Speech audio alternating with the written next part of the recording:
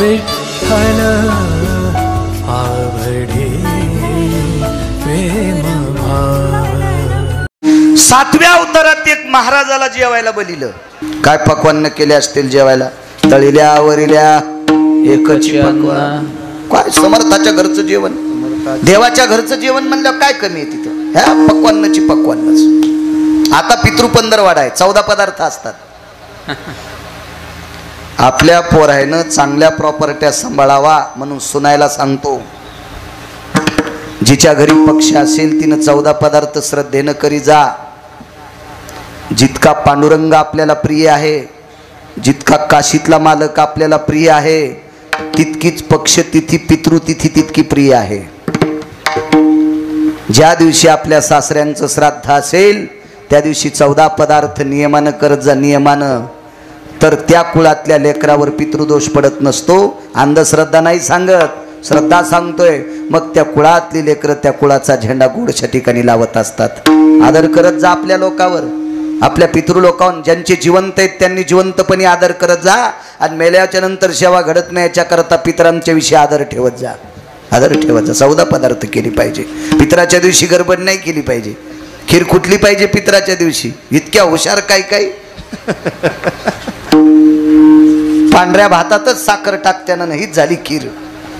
त्याच्यावर 2-3 वर्षाला मला ती बाई म्हणली, महाराज गावखरी गव्हाचं ढेलं होतं, 2 एकर पट्टीत असे गहू होत होते, ते गव्हाचं ढेलच राहिलं नाही। म्हणलं काय केलं? बब्याने इकलं। सासऱ्याला खीर म्हणली तांदळाचीच करीत होते, याच्यामुळेच इकलं। सासऱ्यानं वरून सांगितलं, आहा कटा त्याचे करीती पितर, वंशी दुराचारी पुत्र झाला। मालकांचं वाक्य, भंगिऱ्यांचं नाही। विठाला विठाला। सज्जनांनो, देवाच्या आशीर्वादाची जेवढी शक्ती आहे, संतांच्या आशीर्वादाची जितकी शक्ती आहे, तितकी इंजिनियर साहेब आपल्या पितृंच्या आशीर्वादाची शक्ती आहे। तुका म्हणे पितृ प्रभू रामचंद्रांच्या घरी पदार्थ केले। पितृपंधरवडा म्हणून इकडे आलतो। तुका म्हणे पितृ आशीर्वाद देती, कल्याण इच्छिती तया कुळा, कल्याण विच्छिती तया कुळा। कडव्यावर येतो मी पुन्हा, महाराज जेवायला बोलील ते तिथं येतो मी, पण मला कापसाला गव्हाला पाणी देताना गवत उपटायचं नाद आहे। इकडे येतो ना जरस, पितृपंधरवाडा आहे ना, लक्षात असलं पाहिजे। 4-2 पुस्तकं वाचिले, भंगिरे म्हणले इथं पित्र घातल्या वरच्याला भेटतेत का भडव्या? तुला या संप्रदायात यायचं नसेल तर येऊ नको, पण याच्यात जन्माला येऊन इथल्याचे वाभाडे काढू नको, नरकाला जाशील सोंबळ्या। विठाला विठाला।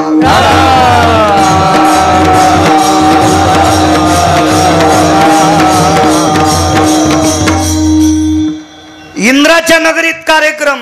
तुका म्हणे पितृ आशीर्वाद देती, कल्याण इच्छिती तया। इंद्राच्या नगरीत कार्यक्रम। फुलाची अडचण आली। इंद्र हा 33 कोटी देवाचा राजा, म्हणजे मंत्री। एक पद नाही मंत्री, एक मंत्री पद असल्यावर ह्या एकूण तिकून गाड्यान गुड्यान फौज फाटान किती थाट असतोय, तर 222 पद एकाच मंत्र्याला। काय वजन असेल त्याचं? हे म्हणलं आपल्याकडे फुलं नाहीत, जा खाली। रुक्मांगदाच्या नगरीत फुलं न्यायला आले। वेगात सांगतो, वेगात। तुका म्हणे पितृ आशीर्वाद देती। जेवायला किती पदार्थ होते, याच्यामुळे इकडे घुसलो। पुन्हा येतो महाराजात तिकडं, ताण घेऊ नका। काय करायचं? बाहेरचं डिजेल चांगल्या रस्त्याने एसटी न्यायची, कशाला डोंगरात खडग्या खुडग्या नादळीत न्यायची। आणि मग खाली विमान आलं। बऱ्याच दिवस फुलं नेत होते, पण एके दिवशी तो फुलारी होता सांभाळणारा ती बाग, त्यानं सांगितलं कोणाचं विमान आहे? ते पडलं विमान खाली। हटकिल्या पुष्पक पडतसे, तिथं शब्द वेगळा आहे पण कळण्यासाठी हटकिल्या वापरलाय। घरी गेल्या वाचा, वाचा घरी गेल्या। ते विमान खाली टेकलं। राजाला राग आला, पण इंद्राची सेवक आहेत, आनंद वाटला। आपल्या नगरीतले फुलं स्वर्गात चाललेत, अमरपुरीत चाललेत, आनंद घेऊन जा तुमचं विमान। ते म्हणले तसं जात नाही ना। मग बृहस्पती महाराजांना निरोप केला, हे विमान पेट्रोलनं उडत नाही, याला एकादशीचं पुण्य लागतंय। एकादशी त्याच्या अगोदर कोणाला माहित नव्हती। आहा, माहित नव्हती। कोणी शहाणपणा करायचाच नाही, नव्हती माहित। मग सांगितलं अमक्या तिथीला जो कोणी निराहारी राहिलाय त्याला पहा. तर मला असा पुरावा सापडला नाही, पण एक भागवतकार होते, फार जुनाट होते, फार जुनाट होते. त्यांनी सांगितलं म्हणे पती पत्नीचं भांडण झालं, रागा रागानं बायको 2 दिवस उपासी, दशमीला उपादशी, एकादशीला उपासी. मग राजानं दौंडी पिटिली, कालच्या आणि आजच्या तिथीला कोणी उपासी आहे का, असा कोणी असेल त्याला राजाच्या दरबारात त्याचा सन्मान करण्यात येईल. कोणीच उपाशी नव्हतं. पण एक बाई म्हणली आमची सून आजचा द्वादशीचा दिवस आहे, 3 दिवस झालं तिनं पाणी पण पिलं नाही, तिला आणा उचलून. तिला उचलून आणलं, तिच्या हातावर पाणी दिलं, संकल्प सोडा. तिला लवंगाव मंगळवार नव्हता, ती खारकाव बुधवार धरीत नव्हती. मग एकादशीच्या दिवशी उपवासी राहिल्याचं पुण्य पाणी सोडल्याबरोबर विमान उडालं. मग रुक्मांगद राजाने एकादशीचं व्रत सुरू केलं. तुका म्हणे पितृ आशीर्वाद देती. आता पुढे बघा, रुक्मांगद राजाला ज्या वेळेला विमान येतंय, पुरीसह राजा वैकुंठी गेला. एकादशीच्या पुण्यावर वैकुंठाला नेण्यासाठी विमान आलं. पण रुक्मांगदाचा पुत्र धर्मांगद त्यानं सांगितलं बाबा मी तुमच्या पश्चात राज्य करतो.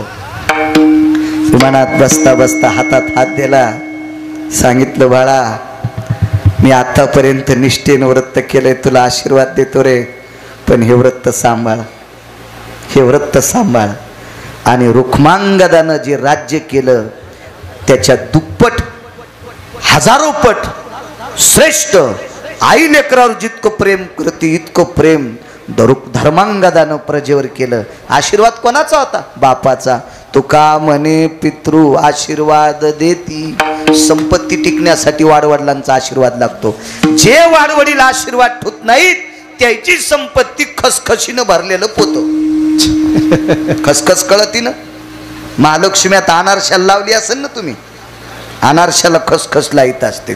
आता बाया हुशार झाल्या, ती महाग झाल्यामुळं तिळ लावायल्यात. आमच्या घरी तिळ लावलेत. म्हणलं कस काय होते? नाही म्हणे तिळही छान लागते, पण म्हणलं अनारशाला खसखसच असते, तिळ बाजरीच्या भाकरीला असते. तू अशी चॉकलेट देऊ नको म्हणलं. विठाला विठाला.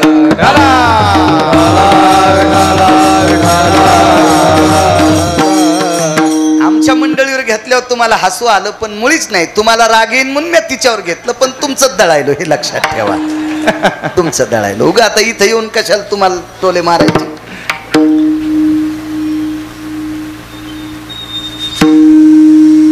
खसखशीचं पोत, त्याला सूक्ष्म छिद्र पण सहन पडत होत नाही. तुम्ही परळीहून 1 क्विंटल खसखस पोतड्यात भोतात टाका आणि बैलगाडीत टाका, त्या पोत्याला दाब टोचा. तुमच्या गावात येऊस तर पोत्यात 1 तोळा पण खसखस राहत नाही. आणि इथून परळी लोक बॅटऱ्या लावून पहा, रस्त्यानं दिसत नाही. काहीची संपत्ती अशी जिरून जाती कापूर जिराल्यावानीच. याचा अर्थ असा आहे पितृलोक आशीर्वाद ठेवत नाहीत. चला, प्रभू रामचंद्रांकडे एक महात्मा, एक महाराज जेवायला येतो. महाराज लय अधिकारी महाराज. ते महाराज काय सामान्य महाराज नव्हते.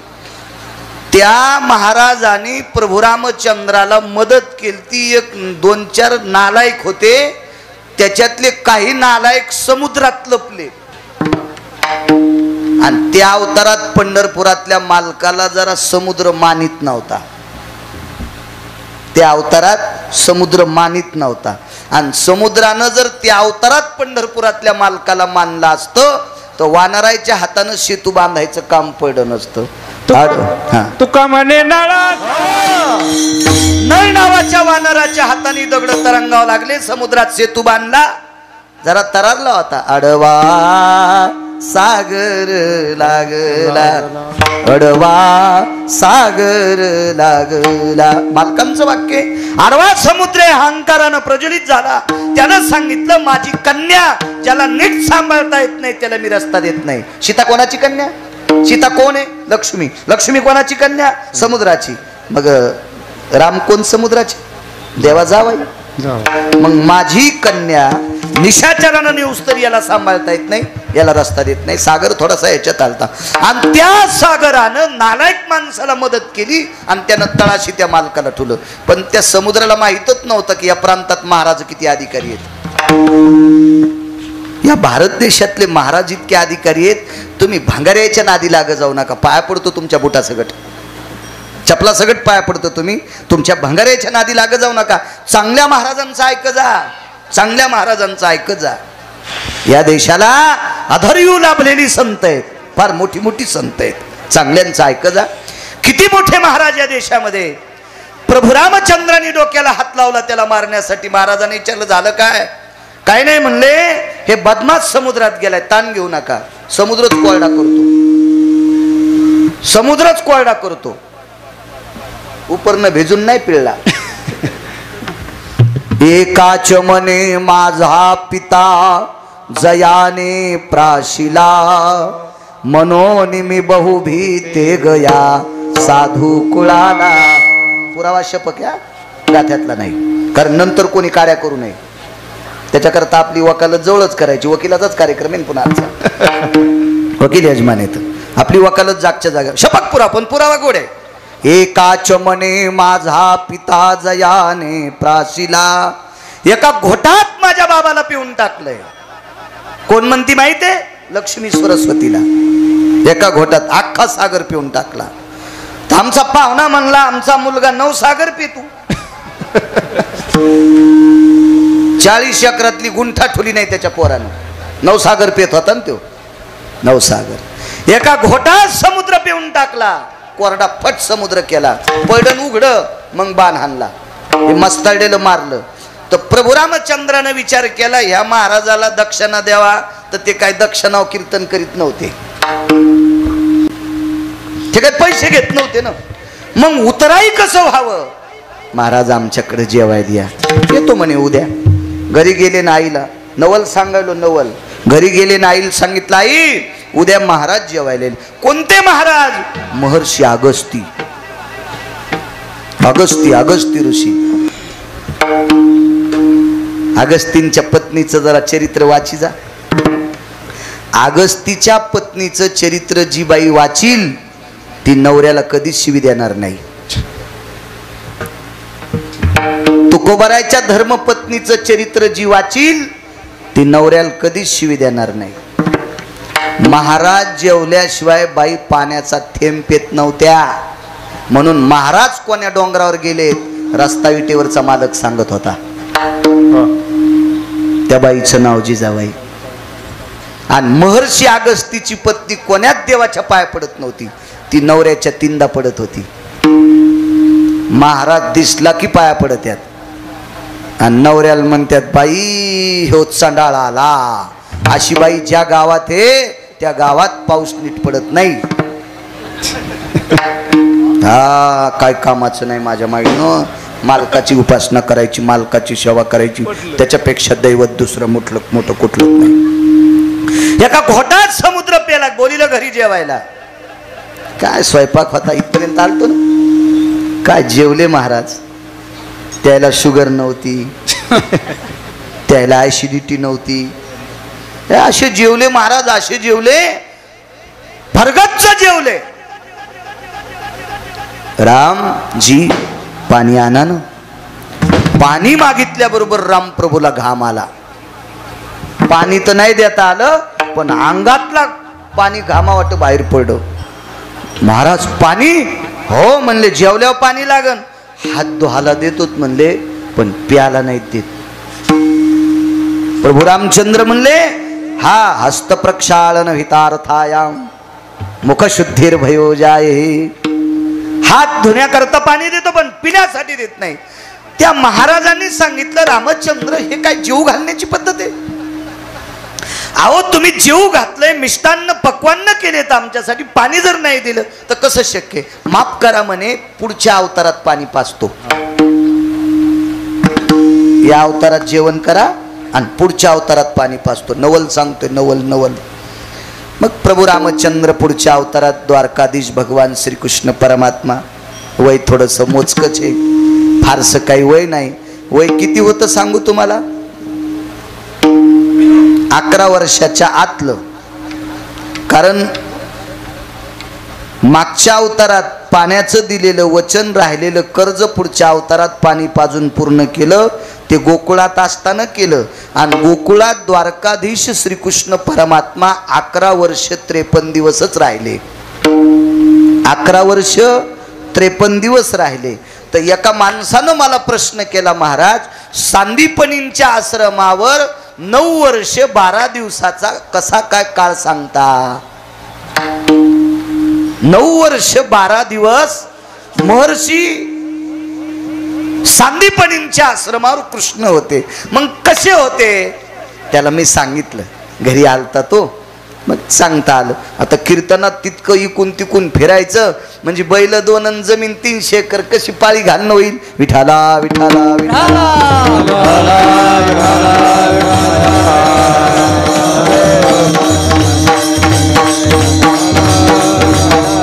हा एखादा वरकड इतिहासातला किंवा बाकीच्या भंगाऱ्या गोष्टीतला एखादा शब्द जर माहीत नसताना गेला तर मी माफी मागन. पण पुराणाच्या बाबतीत जितकं माहिती आहे तितकंच बकबक करीन. विठाला विठाला विठाला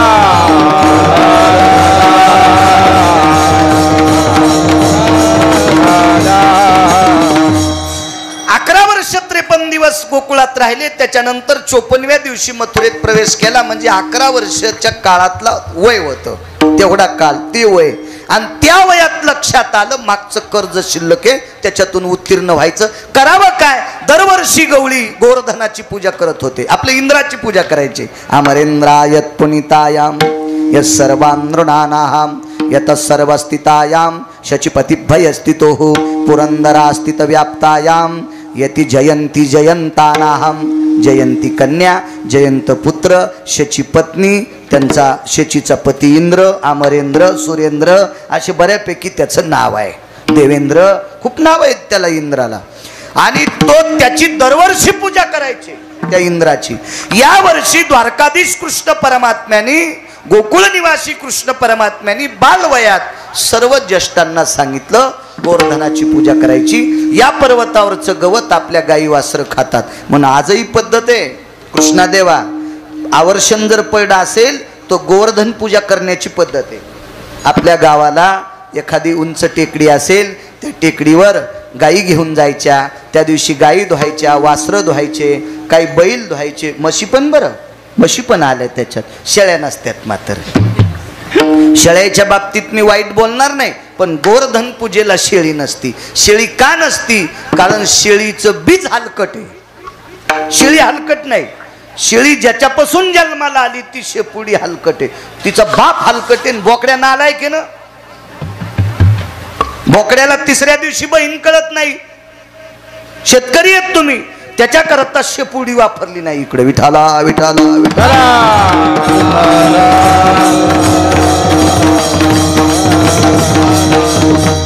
बघा वसुबारस असती आता दीपावळीतली. वसुबारस, वसु अष्टमी असती. वसु अष्टमी आहे ती केव्हा येते सांगता. देवप्पा तुम्ही नका सांगू. हा किती कीर्तन ऐकल्यावर सुधारायचं. नुसते आमचे लोक गाई पाळा बर का, गाई पाळा बर का. वसु अष्टमीच्या दिवशी तू यायचं एखादी चित्रातली तरी गाय का सुंबळ्या. वसु अष्टमीच्या दिवशी ज्याच्या घरी गाय त्याच कीर्तनकाराने गायीवर बोलायचंय. वसुबारशीवर बोलत असताना त्या कीर्तनकाराकडे एकतरी गाय असावी, त्यानं वसुबारशीवर बोलावा. अन्यथा त्यानं बोलणं उसाला आलेले कंस. नाना उसाचे कनसे. हा पुढचं तुम्ही म्हणा. विठाला विठाला विठाला.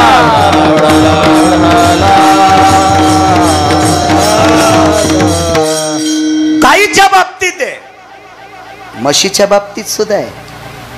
म्हशीचं पण पूजन करते ते एका दिवशी. हो एका विशिष्ट प्रकारच्या दिवशी.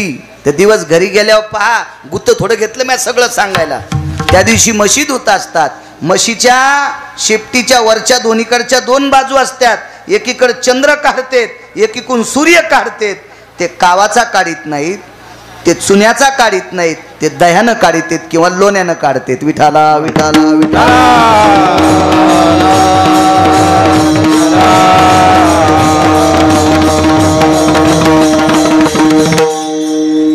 आणि त्या दिवशी गोवर्धन नसल पर्वत चिखलाचा गोवर्धन करत होते. आजही भागवतात करतात. त्याच्यावर विशिष्ट प्रकारच्या वनस्पतीची पानं रोवतात, फांद्या रोवतात, त्याची पूजा करतात. आणि तो निष्ठेनं जर केला, दही भाताचा नैवेद्य असेल, लोण्याचा नैवेद्य असेल, तर तिसऱ्या दिवशी पाऊस पडत असतो. तो गोवर्धन पूजा करणारा निष्ठावंत वारकरी असावा. हा, अशी निष्ठावंत लोक लागतील बरं का. निष्ठावंत या संप्रदायात फार नाही. आणि आजही निष्ठावंत लोकांवर संप्रदाय, आमच्यासारख्या भंगाऱ्यावर नाही. विठाला विठाला विठाला.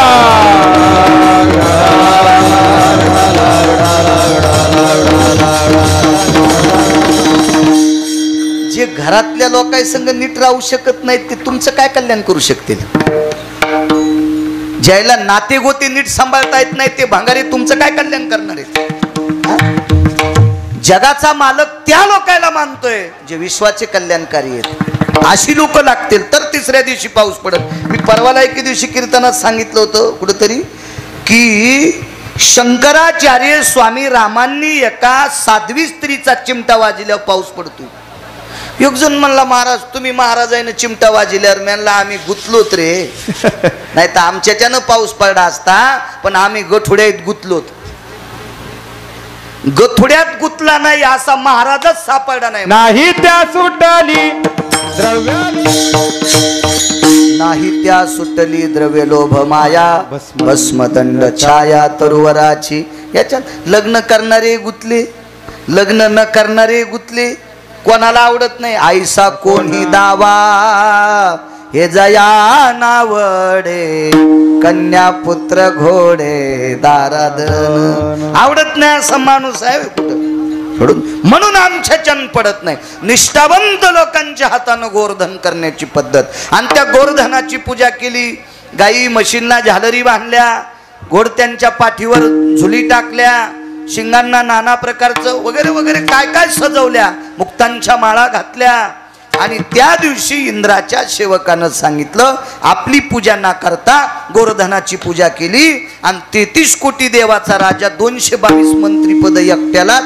ते मस्ताडून त्याला राग आला आणि रागाच्या भरात प्रमाथी नावाच्या वरुणाच्या कानात फुकलं, असा पाऊस पाड की गोकुळ शिल्लक नाही राहिलं पाहिजे, वृंदावन शिल्लक नाही राहिलं पाहिजे, मथुरा शिल्लक नाही राहिली पाहिजे, इथला कोणीच वाचला नाही पाहिजे. बापरे. उत्सवाच्या निमित्तानं सगळे गोवर्धनाच्या तिथे आले. करावं काय, येणे गिरी गोवर्धन उचलला. भगवंतानी गोवर्धन पर्वत उचलला आणि तो नखावर धरला. 11 वर्ष 53 दिवसाच्या आतलं वय. आता नेमकं पक्क नाही सांगता येणार, जर भेटला अभ्यास करायला वेळ तर ते पण पक्क सांगेल. 11 वर्ष कितव्या दिवशी किंवा 10 वर्ष किती महिन्याच्या नंतर किंवा 10 वर्षाच्या नंतर कितव्या दिवशी गोवर्धन पर्वत करंगळीवर उचलला सांगेल एके दिवशी. ना दे इचकायचा. घोड तरी गोमाशील बसू देईन पण गध नाही बसू देत. विठाला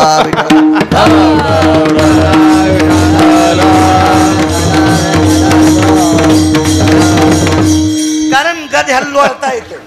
लोळून लोळून का होत नाही, पण गोमाशी मारितच. मी कुठे लोळन पण गौशीनच पुरावा. विठाला जाऊ द्या. मी गध जरी असलो तरी पुराणातलं इतकं मात्र खरं आहे. विठाला विठाला विठाला. आणि मग इंद्राला रागाला प्रमाथी नावाच्या वरुणाला सांगितलं पाऊस पाडा. कसा पाऊस पाडा? मुसळधार नाही. सांगणारे कुठं आखली असतं. काय पाऊस पडला म्हणले आमच्याकडं, काय पाऊस पडला आमच्याकडं. मोटरसायकलच्या इंना खालची माती. टाइम संपला का आपला? किती आहे का नाही? संपत आला आहे का नाही? एवढा पुरावा सांगून जे इठ्ठल करू काय ताण. वेळेत वेळेत वेळेत असलं पाहिजे. उगत ताण नाही. पुढचा जीव घालायला म्हणजे पोटभर जेवा पण उलटूच तर जेवू नये. असं एखाद्यानं बैल दिले दुपारा ठेपात नाही केला. दुसऱ्याचे बैल म्हणून ठेपात नाही ना. दिवस मारूस तर उभाटे हाणले, दुसऱ्या दिवशी बैल चलत नत. ते मालक म्हणला मरूस तर माझ्या बैलाकडे पाहू नको रे तू. असं नसते ते. का नाही? माणसं ऐकायलीत म्हणून असं असतं का कुठं काही बी नाही, आपापल्या वेळेत कीर्तन सोडायचं. असो मुसळधार पाऊस नाही, शिळा वर्षल्या धारी मेघ जो कडाडीला, मेघ जो कडाडीला शिळा वर्षल्या धारी रक्षिले गोकुळ वो नखी धरी लागिरी निर्भय लोक पाळ अवतरले हारी जय देवा कृष्ण नाथा राई रुक्मिणी कांता आरती ओवाळी तुम्हा देव के सोता जय देवा कृष्ण नाथा रक्षिले गोकुळ वो नखी धरी लागिरी तया पृष्ठावरी एका प्रजन्य थेंबुटा लहरी त्या गाईच्या पाठीवर एक पावसाचा थेंब पडल. काय इंद्राची मायवेली, काय हिंमत आहे त्याची गाई भिजवायची? अद्याप नाही.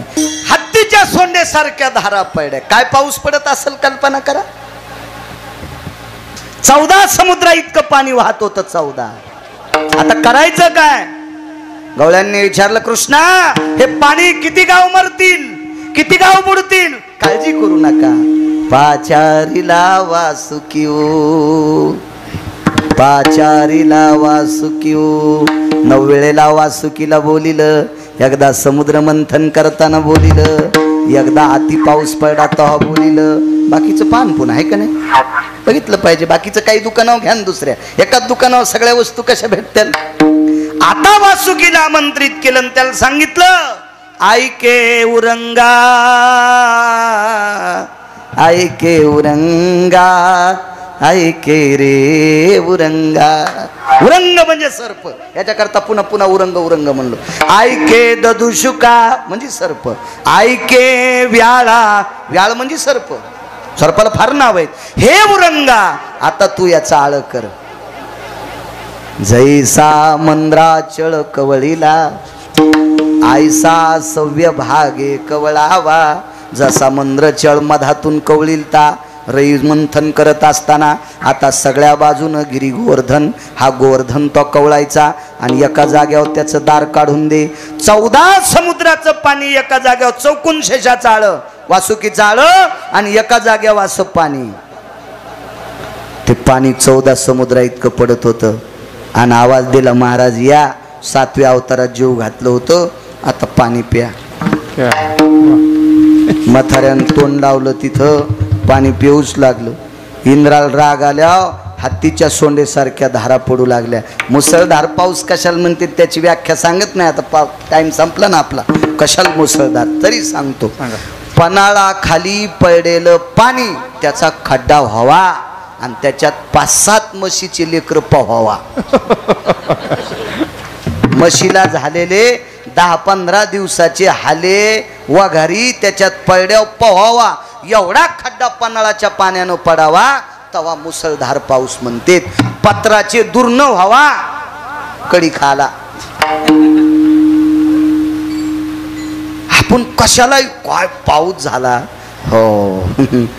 बाई रानातून आली तो पदर नाही भिजला तरी पाऊस झाला. कशाला म्हणतो आपण, कशाला काही म्हणतो, जाऊ द्या. असो, हत्तीच्या सोंडेसारख्या धारा 14 दिवसात, 7 दिवस आणि 7 रात्रा पाऊस पडतच होता. मालक नाही दमला, म्हातारही पाणी पेता पेता नाही दमलं. म्हातारा म्हणजे ते महाराज बरं. ते गुटखा खात नव्हतं, ते तंबाखू खात नव्हतं, ते मंदिरात पते खेळत नव्हतं, ते कोणाच्या सोयरिकी मोडीत नव्हतं, हो कोणाचं इचकीत नव्हतं. हा असं लय हुशार म्हातार होतं ते. हुशार म्हातार पाणी पिऊच लागलं. पण जोर जोरात कर झाल्यावर म्हाताऱ्याला राग आला. ए काय मस्ताडा रे, तू काय समजायला याला? अशी तुझ्यासारखी कोटी जन्माला आले तरी भेट नाही. बंद कर पाऊस. खालचं लय अधिकारी होतं ना, इंद्राला सांगितलं बंद कर बंद कर. पाऊस बंद झाला. आणि मग इंद्रानं कामधेनू नावाची गाय आणली आणि भगवंताला गाईच्या दुधानं अभिषेक केला कामधेनूच्या, म्हणून देवाला गोविंद नाव त्या दिवशी पडलं असं भागवत सांगते. गावचा बाळू नाही. गोविंद नामने यजायते अमरेंद्रायाम धेनुयाम सुरधेनुयाम घ्रते दुग्धे शुभयस्थिता अभिषेक विनियोगेन पंचगव्या स्थितो जय. आमचे देवा करत असतात अभिषेक, त्यांना माहीत. आणि सात्विक माणूस, त्यांचे वडील लय अभ्यासू होते. उत्तम देव म्हणायला 1 घंटा लागायचा. त्रिकालदर्शी लोक होते ते फार. अहो बाळाचा चेहरा बघितल्याबरोबर भाकीत सांगणारी लोक होते. वाचा शुद्धी पावाल अज्ञापक व्हाल अशी लोक होती काही काही काळात. कारण ते आचरण सांभाळणारी लोक होती आणि निष्ठावंत. त्याच्यामुळं त्यांनी टाकलेला शब्द कधी खोटा होतच नव्हता. अशी अधिकारी लोक होते. असो, जाऊ द्या बाकीचं. मागच्या अवतारात पाणी जीव घातलं आणि 8व्या अवतारात पाण्याची तृप्तता केली. नवल केवळे केवळ श्रद्धेनं केल्या जातंय ते श्राद्ध. आणि श्राद्ध कालात आलेलं श्राद्ध आहे. आता जो पर्वकाळ आहे ना 15 दिवसाचा, कालच्या पौर्णिमेपासून तर अमावस्यापर्यंत, याला पितृ पंधरवाडा म्हणतात. याला काही भाषेत महालय पंधरवाडा म्हणतात. अशा या परमपावन पंधरवाड्यामध्ये जी व्यक्ती पितृ पंधरवाड्यात गेली त्या व्यक्तीचं त्याच दिवशी श्राद्ध आणि त्याच दिवशी पुण्यस्मरण, या दोन्ही गोष्टी एका दिवशी येत असतात. या 15 दिवसात गेलेली व्यक्ती. आणि या कालात वैकुंठवासी, स्वर्गीय कैलासवासी, सत्यलोकवासी, गोलोकवासी गणपतराव सुंदरराव मुसळे, गणपतराव अण्णा विश्वाच्या मालकाच्या सानिध्यात विलीन झाले. हे लोकातली त्यांनी यात्रा सोडली. त्या निमित्त ते औचित्य साधून श्रीमद भागवत कथा गोड अशी सुंदर कीर्तनांची माळ गुंफली. रोज कीर्तन, श्रीमद भागवत कथा, हरिपाठ, भजन, अन्नदान. रोज श्रीमद भागवत कथा सुटल्याच्या नंतर अन्नदान. त्या मुसळे परिवाराने मोठ्या भावयुक्त अंतकरणाने हे मोठं अन्नसत्र आणि ज्ञानसत्र आपल्या ज्यांनी विश्व दाखवलं त्यांच्यासाठी हे केलेलं आहे. आजचं श्राद्धाचा दिवस आहे. मी वकील साहेबांना मगाशी बोलून गेलो, देवाई होते. पुढच्या वर्षी असा सप्ताह करत असताना 1 दिवस पुढे ढकलायचा आणि श्राद्धाचा दिवस मध्ये घ्यायचा. कारण श्राद्धाच्या दिवशी तर्पण विधी असतो आणि या तर्पण विधीच्या दिवशी फुलं उधळली पाहिजे, फुलं टाकली पाहिजे. आता पंचायत अशी झाली, फुलं टाकण्यासाठी अभंग घ्यावा का काल्याचा अभंग घ्यावा ही पंचायत. पण एवढ्या आता हा यजमानाला काही दोष नसतो, आमच्या सांगणाऱ्या लोकांचा दोष असतो. विठाला विठाला विठाला.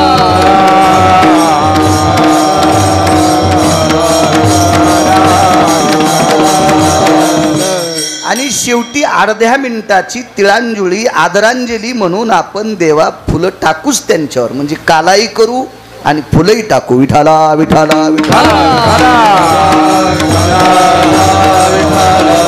मोठ्या श्रद्धेने, मोठ्या अट्टहासाने परम अधिष्ठान विश्वातलं वारकरी संप्रदायातलं एक नाविन्य युगानुयुगी कार्यरत असलेलं रत्न सद्गुरु पूजनीय पवित्रान पूज्य विन्यास सकलाम सृष्टी त्वज्जायते असा 19 संन्याशापैकी 1 नंबरचा संन्यासी अधिष्ठान दक्षिणमुखी हनुमान मंदिर. अशा मारुतीरायाच्या दरबारात एवढा मोठा उत्सव तुम्ही मोठ्या आदरानं करता, तुम्हाला धन्यवाद. आणि उत्सव आपल्या घरातल्या एका व्यक्तीच्या पुण्यस्मरणा करता करता याच्याकरता तुम्हाला धन्यवाद. नाही तर सत्तेले लोक करायलेत काय, त्याला पुन्हा लुटायचं, सातारं दान करायचं, काय चलत राहतं, काय नसतंय त्याचं काय विषय, चलत राहतं काय विषय. एका माणसाचं पाकिट घरी नेल्यावर ते पाकिट झोपू देत नव्हतं. मला नंतर कळालं पैसे कशातून आलते. पण वडिलांच्या स्मृती करता, त्यांच्या आदरा करता, त्यांनी आपल्याला विश्व दाखवलंय, या प्रित्यर्थ त्याच्यातून उतरायत होऊ शकत नाहीत. याच्याकरता तुम्ही एवढं मोठं सत्र करता, म्हणून इंजिनियर साहेब, वकील साहेब तुम्हाला धन्यवाद. धर्मसिद्धांतामध्ये, श्रुतीशास्त्रामध्ये पंढरपुरातल्या मालकापेक्षा आणि काशीतल्या मालकापेक्षा ज्याला त्याला आपले आई वडील मोठे आहेत. देवापेक्षा सर्वात मोठं काय जगातलं असेल तर मायबाप आहेत. हो, मायबापाला तिरस डावलून जो कोणी देवाचा होत असेल त्या नालायकाला पंढरपुरातला मालक मानित नाही. विठाला विठाला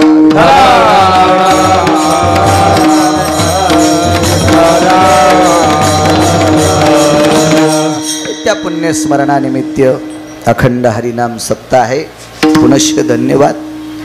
आपल्या पूर्वजांच्या उद्धाराकरता श्रीमद भागवतातला दशम स्कंद अत्यंत लाभदायक.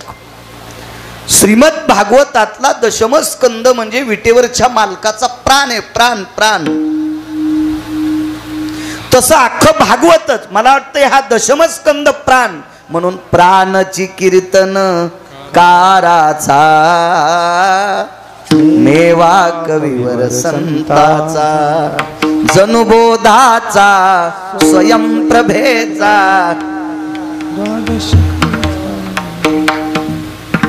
वा वा वा वा. पाठी सगळ्यांना आरती. विठाला विठाला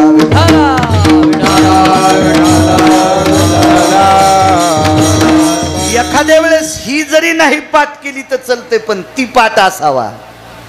ती भागवताची ओरिजिनल आरती पण बऱ्यापैकी ती लोकांना पाठ नाही घेत नाहीत. विठाला विठाला विठाला.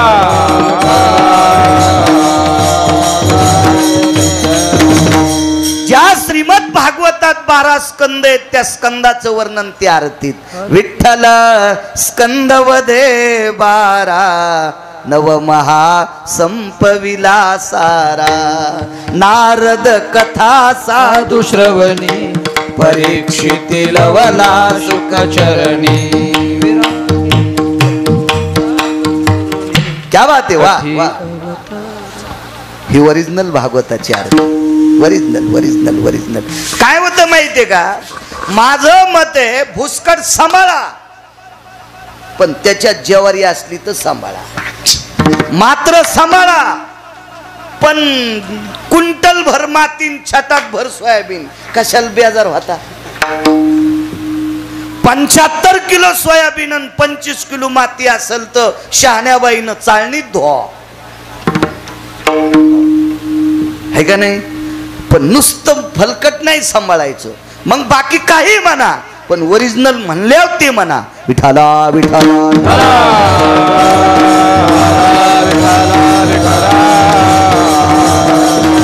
श्रीमद भागवतातला दशमस्कंद हा विटेवरच्या मालकाचा प्राण आहे. आणि हा दशमस्कंद दशमी एकादशी आणि द्वादशी 3 दिवस जर याच्या श्लोकाचं पितृतर्पणा करता वाचन केलं तर पितृदोष नाहीचा होत असतो असं पुराण सांगते. गिरगावचा बाळू नाही. पुराण सांगते. पुराण पुराण पुराण.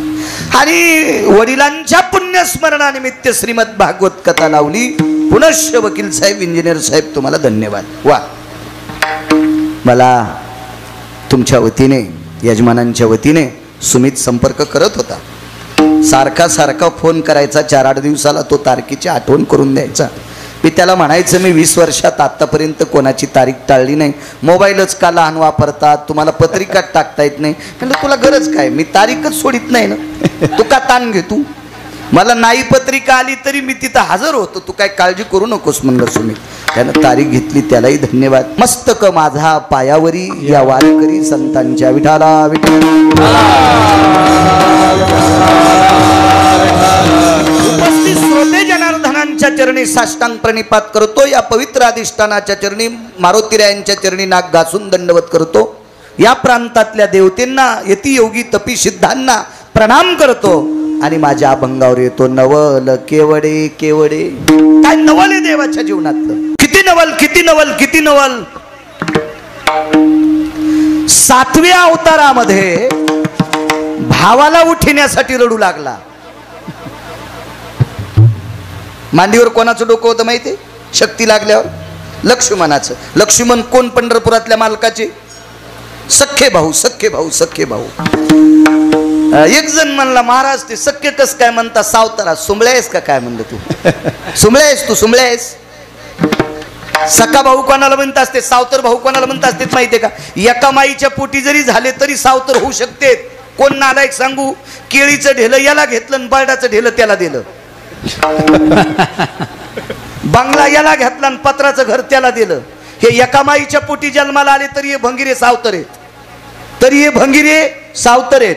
हे दोन आईचे दोन होते, दोन आईचे दोन होते, पण सख्खे का म्हणतात महाराज? 19 लोक आले त्याला. भैडीजा घरी गेल्या भांगाऱ्याचं भैडीण्यापेक्षा चांगलं दळीजा पीठ पडतंय.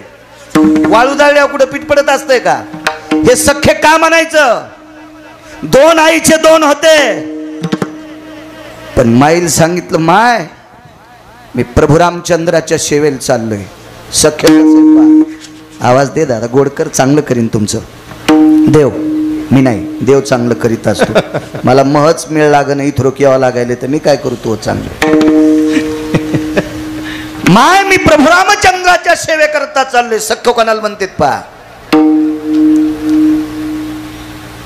लखन रामचंद्राच्या सेवे करता चाललास? हो. लक्षात ठेव, वाक्य ध्यानात ठेव. जर तुला रामचंद्रांची सेवा करायची असेल, विठ्ठला विठ्ठला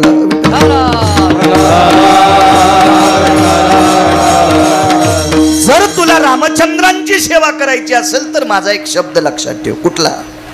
रामचंद्रांची सेवा करत असताना स्वप्नात पण पाप नाही आलं पाहिजे. पोरग कोणाचं होतं? सुमित्रेचं. राम कोणाचे? कौशल्याचे.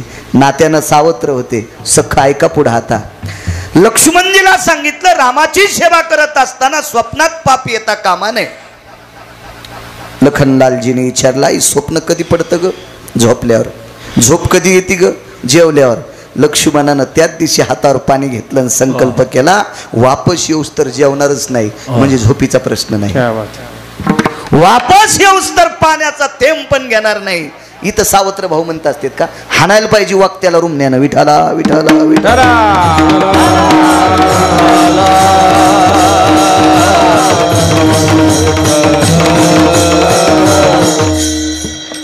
चौतीस मुद्द्यापैकी अजून एक मुद्दा सांगतो. एक सांगितला, दुसरा आहे का?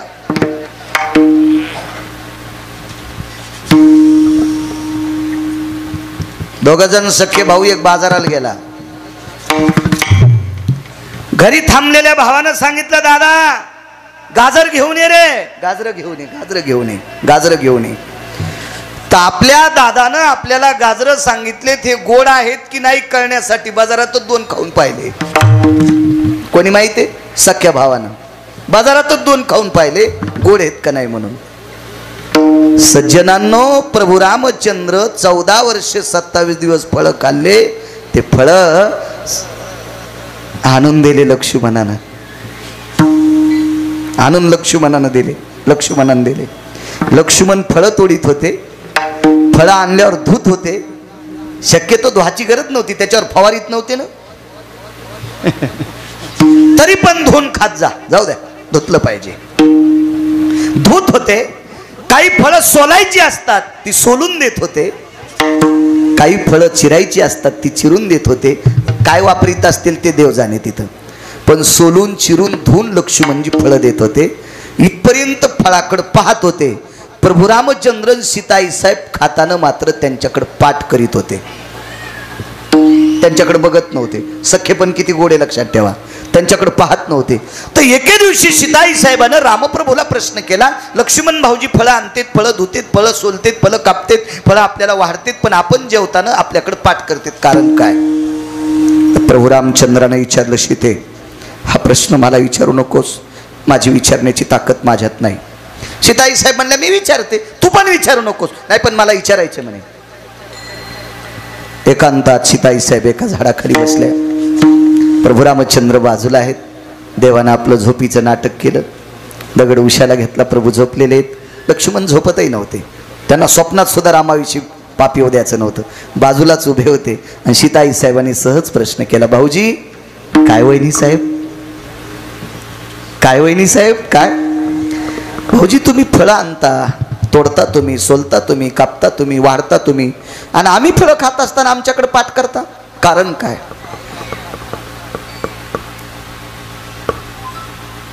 लक्ष्मणाच्या डोळ्याच्या कडा ओल्या झाल्या.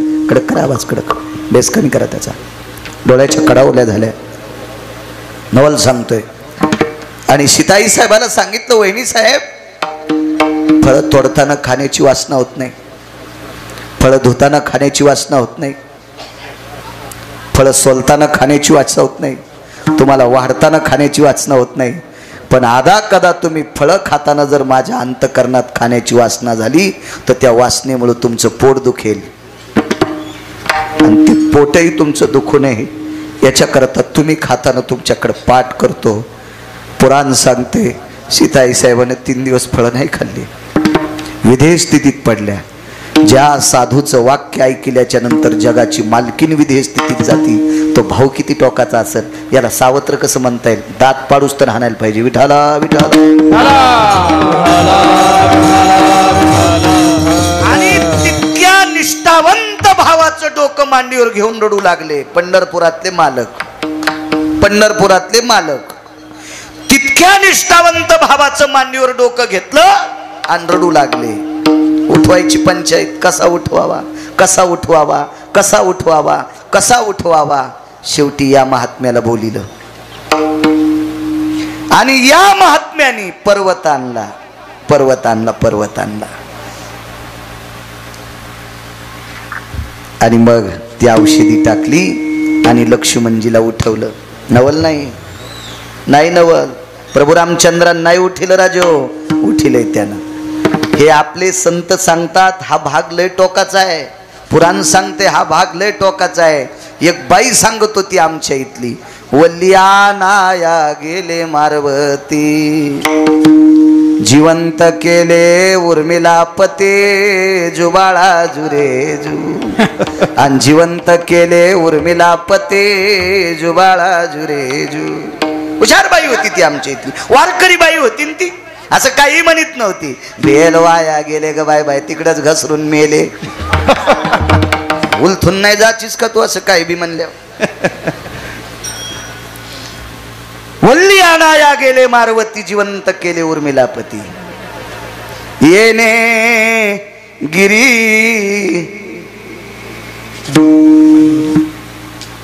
आणविला.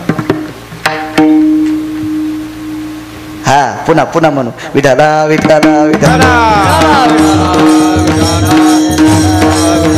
माझं एक मत आहे, यठण घालून जर आवत आणायचा कटाळा येत असेल तर नका आणू, पण यठण घालून दिल्यावर आवत आणलं पाहिजे. विठाला विठाला विठाला.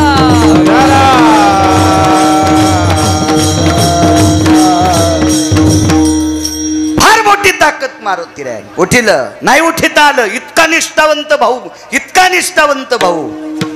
पण ज्यांच्याकडे काही दिवस भाकरी खाल्ल्या त्या बाईचं पोरग पाण्यात बुडून मेलं, पाण्यात बुडून ते पोरग मेलं. ते पोरग सामान्य माणसाचं नव्हतं. पृथ्वीवर जितके देश आहे सर्व देशातला शिक्षण महर्षी होता. त्या शिक्षण महर्षीचं नाव होतं महर्षी सांदीपनी. आणि या सांदीपनींच्या धर्मपत्नीनं जाता जाता सांगितलं, कृष्णा काहीच गुरुदक्षिणा नको रे. मग आई साहेब रडता का, तुझ्यात पोरग पाहत होते. मग आता मी गेल्यावर कोणात पाहता, त्याचीच तर पंचायत येणार रे. मग भगवंताच्या लक्षात आलं बाई मागत नाही आणि दिल्याशिवाय आता ऐकत नाही. मग मुलगा मेल्याचं दुःख बाई विसरून गेल्या सांदीपनींच्या पत्नी. कोणामुळं, कृष्णात स्वतःचा मुलगा पाहत होत्या, पंढरपुरातल्या मालकात स्वतःचा मुलगा पाहत होत्या. पण आता तू आश्रम सोडून गेल्या मी कोणात बघू, नाईलानं जगाच्या मालकाला गुरुपुत्र उठवावा लागला. 7व्या अवतारात भाऊ इतका निष्ठावंत होता, त्या भावाला उठण्यासाठी ह्या मालकाला बोलावं लागलं, स्वतःला नाही उठीत आलं. आणि 8व्या अवतारात गुरुपुत्र उठीत असताना कोणालाच बलिलं नाही. म्हणून मालक म्हणतात नवल केवळ नवले. मगाशी एक सांगता सांगता राहिलो, एक जणानं मला वाटतं या 1-2 महिन्यात एके दिवशी बोलून गेलतो की भानुमतीला जगाचा मालक मुलगी म्हणत होता आणि हे बाप म्हणत होती. एक शंका आली त्या माणसं, विद्वान माणूस होता, चांगला माणूस होता, वयस्कर माणूस होता. आणि त्या व्यक्तीने विचारलं, महाराज मला असं वाटतं की देवानं तिला मुलगी का मानावं. त्याचं कारण सांगतोय. मोठी भाऊजाई आई समान आणि मोठ्या भावाला लहाण्याची बायको मुली समान. मोठ्या भावाला लहाण्याची बायको मुली समान आणि लहान्या भावाला मोठ्याची बायको आई समान. सज्जनांनो, हिच्या नवऱ्याच्या नालायकपणामुळं ब्रह्मांडाच्या मालकाला 7व्या अवतारातला जो भाऊ होता तो शेष होता, आणि हा शेष या सुंदर स्त्रीच्या पतीच्या नालायकामुळं शेषाला भोग सृष्टीतला स्वीकारावा लागला. म्हणून जगाच्या मालकाच्या लक्षात होतं, पाताळातून शेष आला तो कवनाचे गेही गाला. हा पुरावा आहे. याच्याकरता जगाच्या मालकानं तिला मुलीच्या तत्वात मानलं होतं. कधी कधी पुराण इचकी जा, गबाळायचं भांगरायचं इचकिल्यावर काय भेटते तुम्हाला, पुराण इचकी जा, आपलं बुद्धी प्रज्वलित होत असते. विठाला विठा हे नवलाचं काम आहे. नाही उठू शकले 7व्या अवतारात स्वतंत्र, मालकाची कृपा झाली. पुन्हा एक प्रसंग आहे का, नाना प्रकारची नवलाची काम आहेत. देवाच्या स्वतःच्या लग्नात नवल आहे. देवानं जिच्याशी लग्न केलंय तिची सोयरीक दुसऱ्याशी झाली. हळद दुसऱ्या संग लागली कृष्ण देवा, आणि आंतरपट दुसऱ्या सोबतच सुटला. हळद शिशुपाळा सोबत. श्रीमंतो भयस्थितो हरिद्रादि चूर्ण यजताः सर्वांग विलेपनम सर्वस्थिताति मंगलम षोडशम संस्कारेतम. 16 संस्कारापैकी एक संस्कार म्हणजे लग्न. यस संस्कारेन फलतृप फलतिते यत्मिद्यानाम. युगजून म्हणला काय तर मम म्हणता, अरे असंच म्हणावं लागतं सोमळ्या. तुला कळाला असं म्हणल्या तर ब्राह्मणाला तिथंच घर बांधून जावं लागन. हो ना, तुला कळ आणि तुला का कळणार आहे. विठाला विठाला विठाला.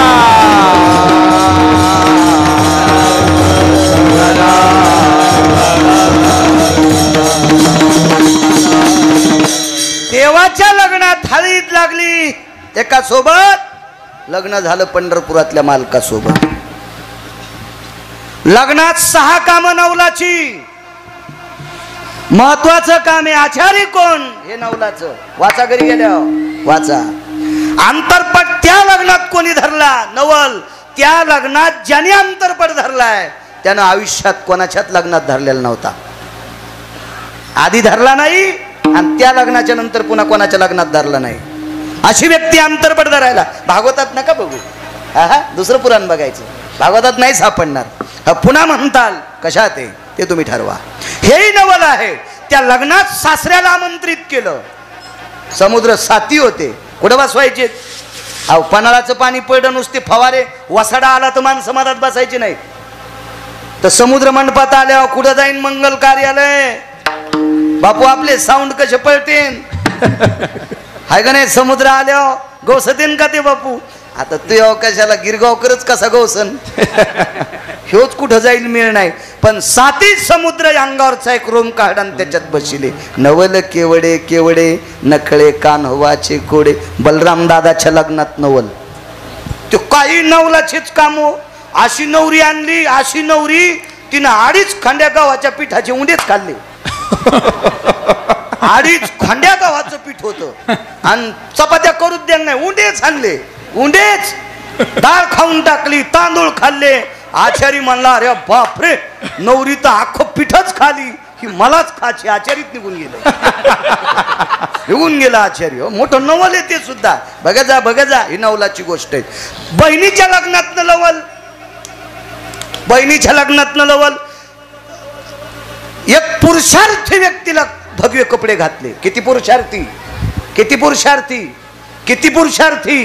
पृथ्वीवर जितके देश आहेत, इंजिनियर साहेब एकाही पुरुषार्थ्यानं डोकं लावायचं नाही. पुढे वकील साहेब, एकाही पुरुषार्थ्यानं डोकं लावायचं नाही. या विश्वातला प्रत्येक पुरुष त्याच्या छातीवर खोटे कावत नाही, स्तन येतं. त्या पुरुषार्थ्याला नव्हते. त्याचं नाव अर्जुन आहे. आणि अशा पुरुषार्थी व्यक्तीला उत्तर बापू भगव्या रंगाचे कपडे घातले. तो संन्यासी होऊन जनी चोरोनी नेली माझी भगिनी. नवल नाही काय. पुरुषार्थी व्यक्तीला संन्यासी केलं आणि ने आमच्या ताईला.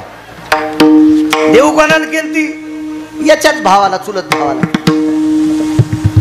बलराम दादानं सोयरीक. 6 श्लोकाचा भेद आहे. बलराम दादानं सोयरीक केली दुर्योधनासोबत. आणि दुर्योधनाची काढून अर्जुनाला देणं इतकं सोपं आहे. दुर्योधनाला सुभद्रा दिली आणि दुर्योधनाला सांगितलं आता अर्जुनाला द्यायची, म्हणजे वळहीने इस्त्याच्या लग्नाला जाणं. वळही कळतील तुम्हाला? वळे कडब्याच्या वळहीने इस्त्याच्या लग्नाला जाणं. ती म्हणली मी भारीची साडी नेसून वापस आले. कशी आहे शिंजीजी, जळून गेली तू. वळही इस्त्याच्या लग्नाला गेल्या वापस येत असती वय. शेळीच्या पोराचं लग्न झालं, शिदुरी वाटायला लांडग्याच्या घरी गेली. शेळीच्या पोराचं लग्न झालं, गलुल्याचं, बोकड्याला गलुले होते ना, तिच्या गलुल्याचं लग्न झालं, करंजा वाटायला लांडगिनीच्या घरी गेली, वापस आली असं का? किती आगावपणा आहे हो. सरपाची पाची मुशक ते पातेले. सर्पाला पोरग झालं, पाचीच्या दिवशी उंदर गेले. काय असन पंक्तीला उंदरच आणले. का सरपाची पाची मुशक पातले. सर्पाच्या पाचवीला उंदर गेल्यावर काय खाल्ला असन त्याने? बोटळ्याचा भात. हा, उंदरच आणले, उंदरच वापस येत असतात का? हे आगावपणा आहे ना. मग तसं दुर्योधनाला दिली आणि सरळ सरळ सोयरीक मोडून इकडे देणं किती आगावपणा आहे. नवल सांगू, पुरुषार्थी व्यक्तीला भगवे कपडे घातले, बहीण चोरून न्यायला लावली आणि तिकडं सांगितलं संन्याशानी बहीण हरिली. दुर्योधनाला वार्ता कळाली. दुर्योधन म्हणला फुटको कपाळ बापा, देवाची बहीण आपल्या नशिबात नव्हती. आणि नंतर फोन केला संन्याशाला, अर्जुनाने मारलं. अर्जुनाला ती सापडली. दुर्योधन म्हणला काही का होत नाही, आमच्या घरी झाली, आली नाही सुंबळ्या, मुद्दाम दिली. ही सोयरी आईला माहित नाही, भावाला माहित नाही, मोठ्या ती गायलाच माहित, सुभद्रेला माहित, अर्जुनाला माहित, पंढरपुरातल्या मालकाला माहित. नवल केवडे केवडे नकळे कानोबाचे कोडे. विढोबार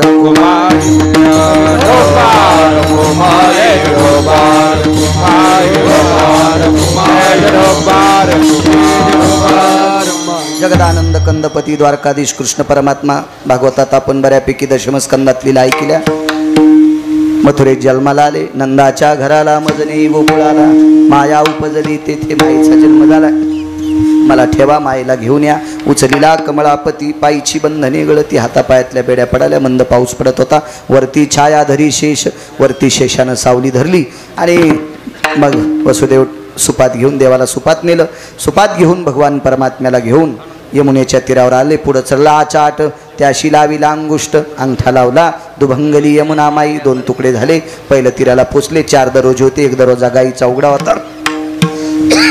त्या दरवाजा उघडून गाईच्या गोठ्यात नंदबाबा आले. वासरांना, व्यालेल्या गाईंना वैरण टाकली. लक्षात घ्या, कामाच्या बैलाला रात्री उठून एकदा वैरण टाकत होती जुनी माणसं. लक्षात घ्या, कामाचा बैल दिवसभर आवताला हाणलेल्या बैलाला, दिवसभर तिफणीला हाणलेल्या बैलाला, दिवसभर रासणीला हाणलेल्या बैलाला शहाणे नौकर आणि शहाणे मालक गडी जर लांब राहत असेल तर मालक पण उठून रात्री उठून एकदा बैलाला वैरण टाकत होते. कामाच्या व्यालेल्या गाईला वैरण असेल तर संध्याकाळी एकदा टाकत होते. कारण तिला 2 कामं आहेत. एक तर तिचं वासरू जगवायचंय, दुसरं स्वतः जगायचंय, आणि तिसरं काम मालकाला पण दूध द्यायचंय.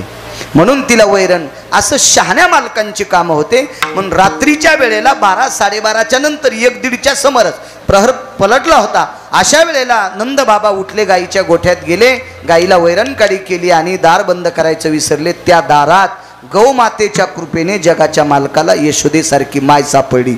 म्हणून गाईची उपासना सांगितली. चला वळू गाई बैसू जेव एके ठाई. आणि मग दुसऱ्या दिवशी सकाळी सर्व गोपी जमा झाल्या. गवळण म्हणती गवळणीला, पुत्र झाला यशोदेला, एक धावे एकी पुढे वाटी ताटी सोंडवडी. आणि मग काय त्या गोकुळीच्या सुखा अंत पार नाही लेखा. बघता बघता तळवे तळ हात टेकीत, डाव्या गुडघ्याने रांगत, किंवा रंगनी रंगनाथ तो म्या देखिला किंवा रांगत रंगनी चोरीत लोणी धावणी धरती गवळणी. मग काय तिथून पुढे रांगू लागला, चलू लागला, गोपींच्या घरी जाऊ लागला, नाना प्रकारच्या खोड्या करू लागला, रासक्रीडा वगैरे वगैरे वगैरे बऱ्यापैकी सर्वांना आनंद दिला. काही काहीचा अभिमान ठेसला.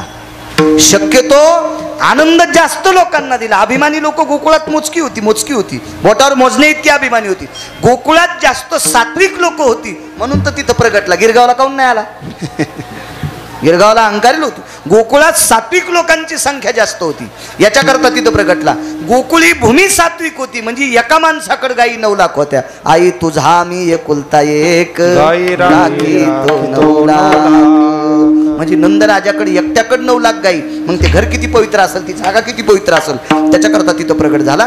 मग नाना प्रकारच्या गोपीच्या घरी जाऊ लागला. त्यांच्या लीला वगैरे काय सुख देता येईल ते देऊ लागला. परत येऊ लागला. एके दिवशी भगवान गोपीच्या घरी गेले आणि गोपीच्या घरून परत आले. यशोदेने विचारलं, कृष्णा कुठे गेलतास? अमक्या अमक्या गोपीकडे गेलो. का आलास रे बाळा? गोपी घरी नव्हती. लगेच एका भजन्याने प्रमाण म्हणलं, गवळणीच्या घरी गेलो, गवळण नव्हती घरी. रे गवळणीच्या घरी गेलो, गवळणीच्या घरी गेलो, गवळण नव्हती घरी. फोन लावून जायचा असत रे तो सुमळ्या. फोन नव्हता का तुया गवळणीला? असे प्रमाण म्हणत नसते तरी सुमळ्या. पातला गोपीची आगे हा घे म्हणजे घर.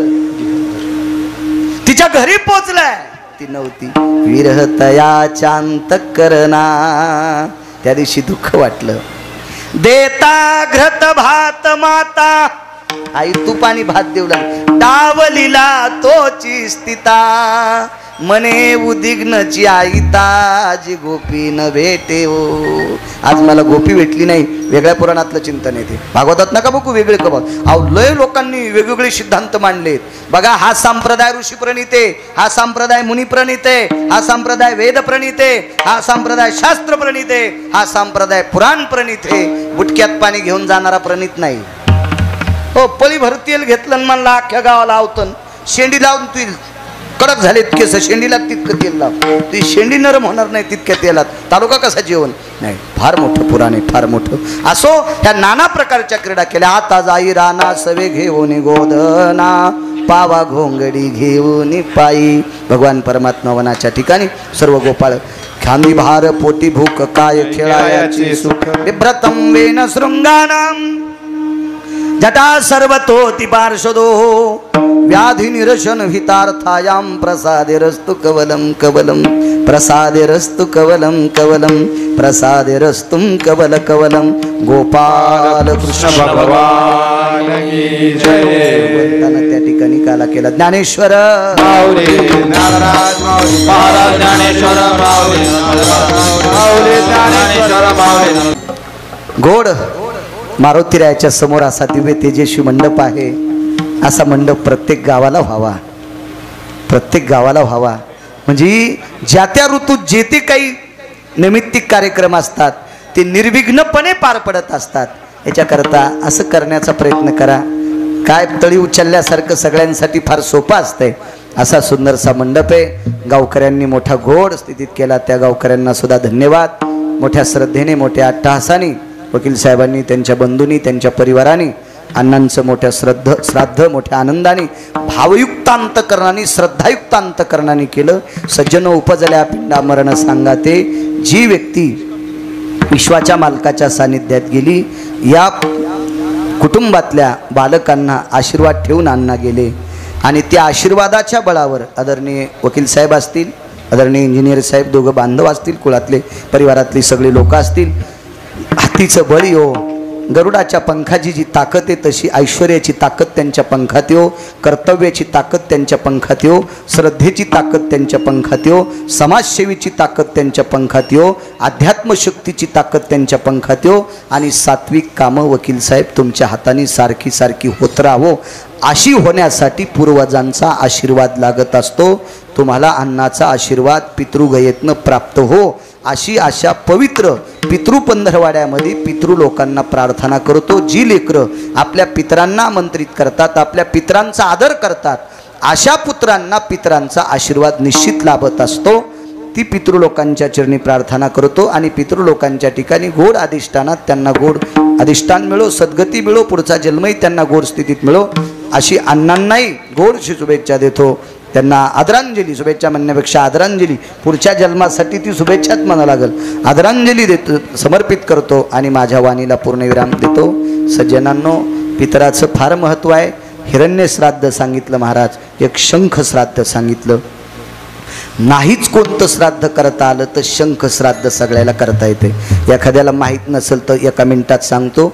शंख श्राद्ध आपण ज्या गावात राहतो त्या गावाच्या दक्षिण दिशेला जायचं आणि आपल्या गावाची जिथं शिव संपते त्या शिवावर एखाद्या जाळीत घुसायचं. उघडं नका, जाळीत घुसा. जाळीत अशी काट्याची म्हणा, पळसाची म्हणा, कशाची बी जाळी पाहिजे. तुमचं अंग कोणाला नाही दिसलं पाहिजे. झाडं झुडं वाढले पाहिजे. पण शिवावर झाडं झुडं वाढले, त्या झाडात जायचं. अंगावरचे सगळे कपडे काढायचे. जानवा असेल ते पण काढायचं, माळ असेल ती पण काढायची, मुद्या ब्रासलेट सगळं काढायचं, बूट चप्पल काढायची, नागवं व्हायचं आणि दक्षिणेकडे तोंड करून 3दा पितरांच्या नावानं बोंबलायचं. याला शंख श्राद्ध म्हणतात. क्या बात आहे. असं केलं तरी पित्र जेवल्यासारखं होत असतंय. याला शंख श्राद्ध म्हणतात. पण तसं शंख श्राद्ध करायची वेळ माझ्या विटेवरच्या मालकानं, काशीतल्या मालकानं महाराष्ट्रातल्या मातीत कोण्याच माणसाच्या वर आणलेली नाही. अहो श्राद्धाच्या दिवशी नाही कळलं, साखर हातावर द्यायची, पाय धुवायचे, साखर गंध लावायचा, साखर हातात द्यायची आणि दर्शन करून त्या पाहुण्याला वाट लावायचं. असं श्राद्ध करण्याची सुद्धा पद्धत सांगितली. आणि गोडसं आपल्या वडिलांचं श्राद्ध मोठ्या आदरानं करतात. वकील साहेब तुम्ही पुनश्च धन्यवाद. पण मगाशी सांगितल्यानुसार असा जर सप्ताह केला तर श्राद्ध आदमधी कधीतरी एके दिवशी घेऊन श्राद्धाच्या निमित्तानं मुद्दाम एक कीर्तन करून आदरांजली, तिळांजली, ब्राह्मणाच्या हातानं तर्पण पिंडविधी करून त्या दिवशी लाल रंगाची फुलं, जी व्यक्ती गेली त्या व्यक्तीच्या फोटोवर लाल रंगाची फुलं टाकत असतात. आरक्त पुष्पम समर्पयामी, रक्तचंदनम समर्पयामी, अंगुष्टादि स्नान भो जान्व सव्यापसव्यम अपसव्यास्थितस्थितेषु यज्ञोपविता भयस्थितायाम तिलाग्र यत् समर्पयामी जवाग्रो स्थिताक्षदाम समर्पयामी. मला वाटते काळे तीळ, जव वगैरे हे समर्पित करीत असतात. लुप्तो भिंड भय पिंडो यज्जयो यत् सर्व स्थितानाम गया प्रजनो इति हिरण्यक श्राद्धो सर्वस्थितायाम काग श्राद्धो लुप्त पिंडो जया यक्ष किन्नरो गंधर्वो चारणो विद्याधरो लोकपालो दिक्पालो चारुहासं परमहंसायाम वैकुंठाधिपतय नमः सत्यम वासं पतय नमः गोलोकाधिपतय नमः यज्जायते सर्वस्थितोषितमिद्या सर्वकृतुः नारायणो नागबली इति आप्तेष्टि त्रिपिंडी काल सर्प शांतिर्मुच्यते यत् पितृलोको पुनितो आशिषो भय कुलायाम सौख्याति समृद्धी यत् प्रशस्यते यत् करिष्यते यम. पुंडरी प्राप्त प्रसंगी निवडलेला अभंग माझ्या तुकोबरायांचा आहे.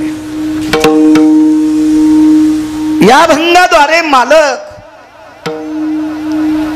जगदानंद कंद जगतपती द्वारकाधीश श्रीकृष्ण परमात्मा, पंढरीश पांडुरंग परमात्मा द्वापार युगातलं नवल प्रतिपादित करतात. ब्रह्मांडाच्या मालकांनी द्वापार युगात नाना प्रकारची नवलाची कामं केली. खूप मोठी नवलाची कामं केली. अंशात्मक भगवंताचे अवतार 24 सांगितले. त्याच्यातही नवलाची कामं नाहीत असं नाही म्हणता येणार. पण जी द्वापार युगात जी नवलाची कामं केली त्या तोडीत नाहीत. विठाला विठाला विठाला विठाला.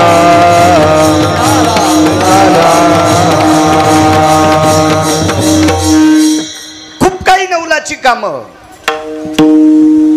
देहूतल्या मालकांचा अभंग आहे. अनंत ब्रह्मांडे उदरी हरी हा बालक नंदा घरी. काय नवल आहे. ही सर्व ब्रह्मांड ज्याच्या उदरात आहेत त्याचं पोट तरी किती मोठं असेल कल्पना करा. गाव बसत नाही पोटात. पोटात न बसणं म्हणजे याचा अर्थ सांगू, एका माणसाचं अख्खं गाव ऐकत नाही. एक छोटस गाव एका माणसाचं ऐकत नाही. 2-3% तरी त्याच्या विरोधात जाणार. 2-3% तरी त्याच्या विरोधात जाणार. पण नाही या मालकाच्या विरोधात गेलं कोणी, नाही गेलं. ज्यानं जाण्याचा प्रयत्न केला तो शिल्लकच राहिला नाही. इतकी ताकद त्या अवतारातली, इतकी ताकद.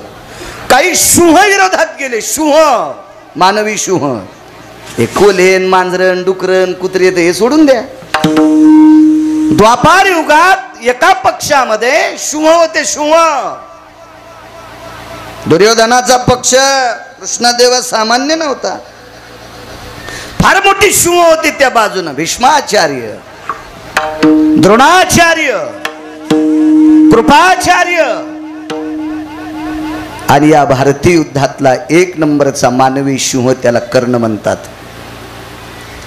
बाकीचे द्या सोडून, पण 4 शुह त्या बाजूने आहेत, पण मूर्खाच्या संगतीत आहेत. याच्याकरता जगाच्या मालकांनी क्रांती केली, त्यांनाही ठेवलं नाही, नाही ठेवता आलं नाही.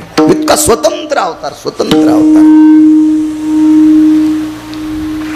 मागच्या अवतारात कामं केली, पण लोन घेऊन कामं केली. आमच्या पाहुण्यानं खाजगी बँकेचं कर्ज घेतलं आणि पाईपलाईन केली. ज्या रानात पाईपलाईन केली ते कर्ज फेडण्यासाठी ते रानच विकावं लागलं. कारण खाजगी बँकेचं कर्ज होतं आणि तिला तारण पाय बांधून घेते, पक्के बांधतात पाय, असे पक्के. असा कर्ज मागचा अवतार म्हणजे ऋणातला होता, ऋणातला. मुक्त आहे, स्वतंत्र आहे अवतार. फार नवलाची काम आहे. अभंगातली अशी वेगात सांगतो आणि जेवढा तुम्ही आशीर्वाद देताल ती पुढची सांगण्याचा प्रयत्न करतो. ही सर्व ब्रह्मांड ज्याच्या उदरात आहे ते नंदाच्या घरी बालकत्व निभवते. हेही नवले, हेही नवले. अहो थोडंफार शहाणपण आल्यावर जे मायबापाला मायबाप म्हणत नाही असे नालायक जगात खूप आहेत, खूप आहेत असे, खूप खूप खूप. वाटळीत वाळलेली पानं जसे उडतात असे उडायलेत काही काही. मुठभर ज्ञान असलेले 2-4 पुस्तकं पाठ केलेले भंगिरे मायबापाला माय म्हणत नाही. विश्व ज्याच्या उदरात सामावलंय तो यशोदेच्या नंदाच्या दारात बालकत्व निभवतोय. तिला आई म्हणतोय, नंदांना बाबा म्हणतोय. नवलच म्हणावं लागेल ना. खरं तर त्याचे आई वडील जिवंत आहेत, ज्यांनी जन्म दिलाय ते जिवंत आहेत, तरी पण यांना आई बाबा म्हणतंय, हेही नवल आहे. त्यांच्या घरी बालकत्व निभवतंय. पृथ्वी जेने तृप्त केली त्याशी यशोदा भोजन घाली. बघा, पृथ्वी जेव घालण्याची ताकद आहे. एक जणांनी 4-5 पोते साखऱ्या गाळला, महिनाभर सांगत होता 5 पोते साखरेची नुकती, 5 पोते साखरेची नुकती. नाही लहान तू आम्हाला, तुही नुकती खाल्लेली उलटायची वेळ आली, इतका उचकून काढायला तू. आरती जिराली आता, नाही तर उलटिली असती तुझ्या दारामध्ये. इतका इतका काही नासा गगा आलेला असतो. या पृथ्वीला तृप्त करण्याची ताकद त्याच्यात आहे. मला सांगा बरं, एक जण म्हणला मी 1 ट्रक पुस्तक पाठ केले. मी त्या दिवशी बोललो तुमच्या नागापूरला. इंजिनियर साहेब एक जण म्हणला मी 1 ट्रक पुस्तक पाठ केले, 1 ट्रक पुस्तक वैजनाथ बुवा. त्यानं म्हणलं तुझ्याजवळ एखाद्या पुस्तकाचा असा अभ्यास आहे का ढग हालून पाऊस पाडताय तू? नाही म्हणल्या, आपल्याकडं तसं पुस्तकच नाही पाऊस पाडायचं. मग सुंबळ्या, हे जितके पुस्तकं वाचिलेस का तू पापेची माय जगवायसाठी वाचिलेस?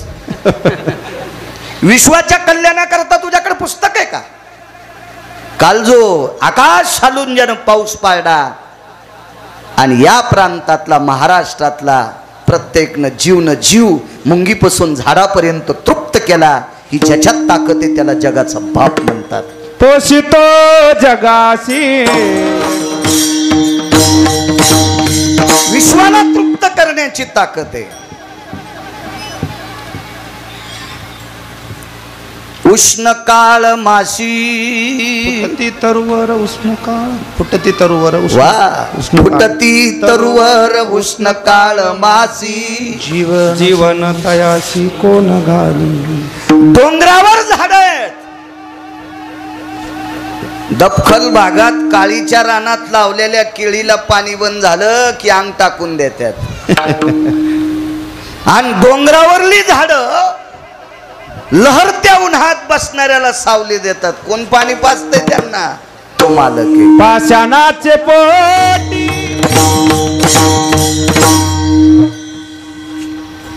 मी पोथ्या वाचायचो त्यावेळेला ढोकसाळला एक ईर खांदत होते, लांब आमच्यापासून ढोकसाळ.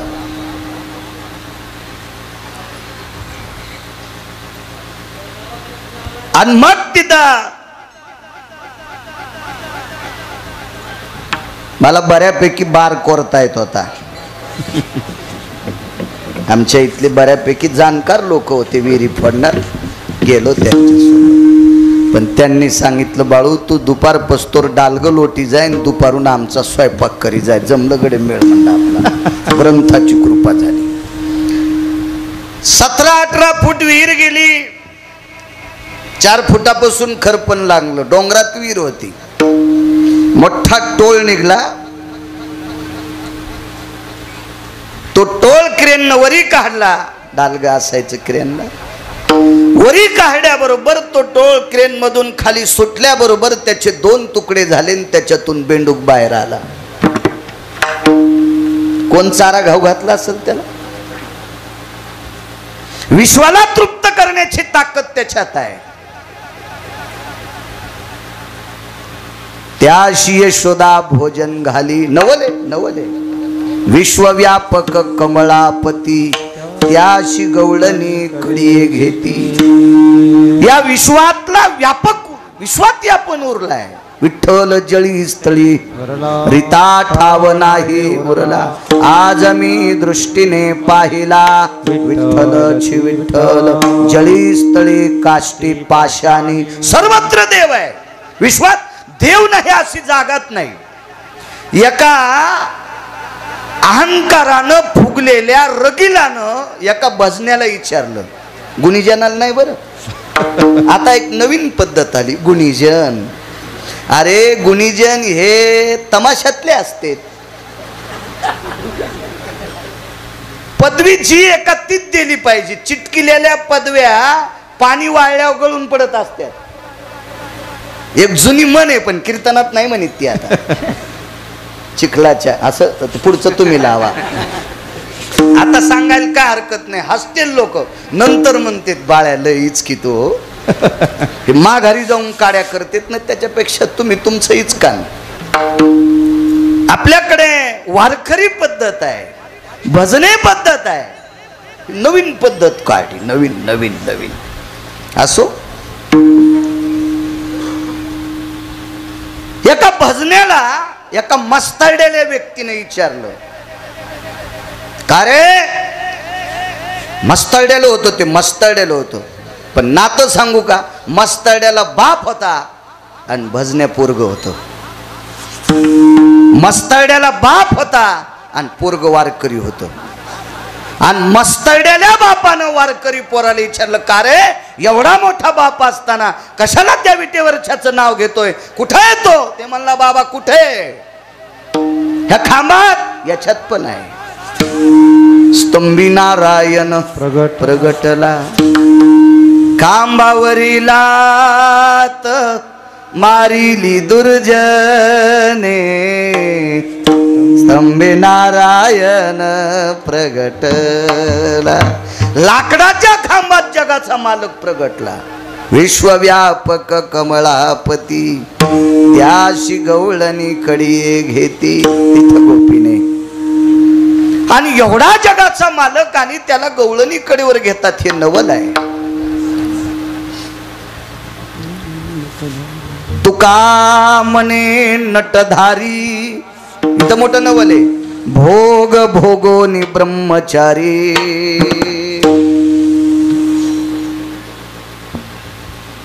लग्न करून ज्यानं संन्यास घेतला त्याला बाल ब्रह्मचारी पदवी नसते. त्याला बाल ब्रह्मचारी पदवी नसते. घेताय तू लग्न करून संन्यास, पण बाल ब्रह्मचारी नाही. हे तर सगळ्या ब्रह्मचार्यातला ब्रह्मचारी. आणि बायका 16,108. बरं, किती 16,107 स्त्रियांशी लग्न केले आणि एक आसवलनीशी लग्न केलं.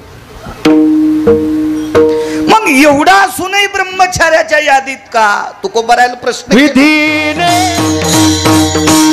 माणूस हा नियमाच्या चौकटीत राहिलेला माणूस सगळी पद भोगू शकतो, सगळी पद. पंढरपुरातल्या मालकांनी 16,108 पत्न्या, 7व्या अवतारात मर्यादा पुरुषोत्तम होते, एक पत्नी व्रत होतं. 7व्या अवतारात 3 महिलांच्या अंतःकरणात इच्छा होती आणि एका पशुतली ती महिला, पशु आहे, पशु या शब्दाचा अर्थ जनावर. 3 महिला आणि एक पशु स्त्री आहे. या चौघींची इच्छा होती रामप्रभू आमचे पती व्हावे, रामप्रभू. त्याच्यातली एक चंद्रसेना, हिनं तर या मालकाशी कॉन्टॅक्ट केला. रामप्रभू पती भेटावे म्हणून संन्याशाचे पाय धरले. ते संन्याशी सामान्य नाही ना, ते ओरिजिनल भजने आहे.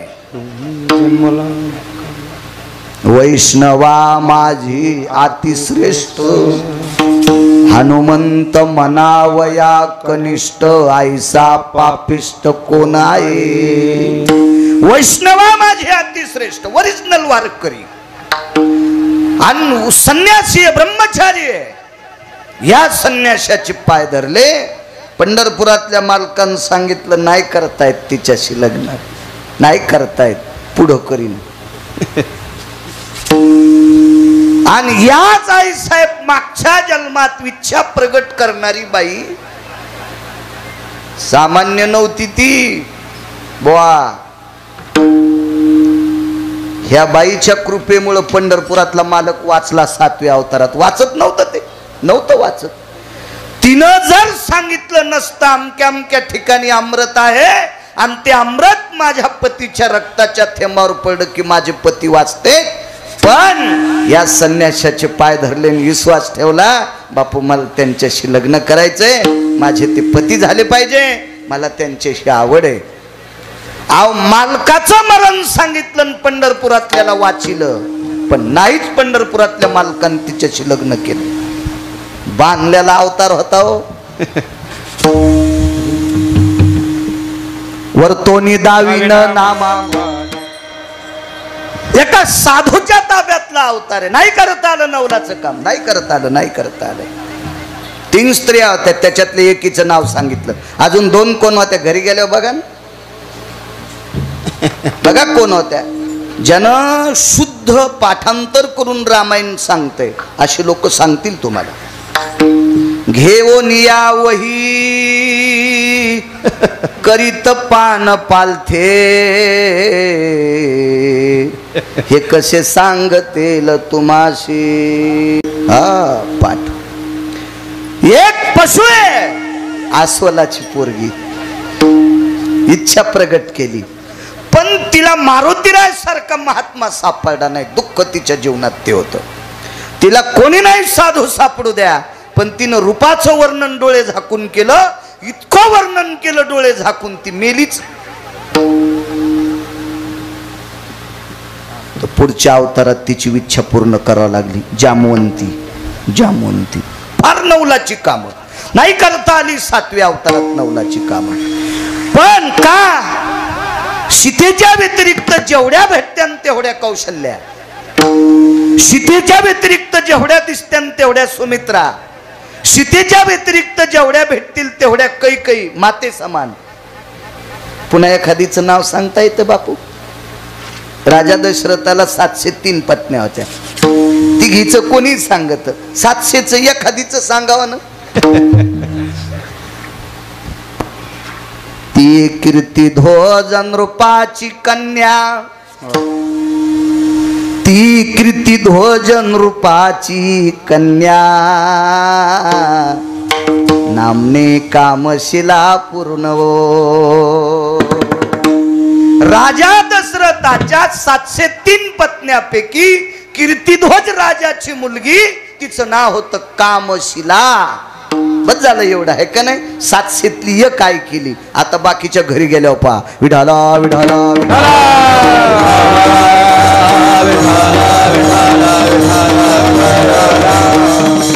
सातवा अवतार या सगळ्यांनाही समजणारा होता सीतेच्या व्यतिरिक्त. 8व्या अवतारात कोणालाही बायको नाही समजिलं. 16,108 सोडून जी बघताल तिला माय म्हणला. इधीने सेवन विषय त्यागाते समान. इतकं काटेकोरपणानं जीवन जगला म्हणून ब्रह्मचार्याच्या यादीत आहे. तुम्हा आम्हाला ब्रह्मचारी होता येते. बापानं जिच्या सोबत तुमचं पाणी ग्रहण करायला लावलंय किंवा तुम्ही ज्या स्त्री सोबत पाणी ग्रहण केलंय तिला धर्मपत्नी म्हणून स्वीकारायचं. तिच्या व्यतिरिक्त जगातली जी ज्येष्ठ स्त्री दिसेल तिला माय म्हणायचं. कनिष्ठ स्त्री दिसेल तिला बहीण म्हणायचं. तो कोट्यावधी संन्याशाच्या बरोबरीचा आहे. विठाला विठाला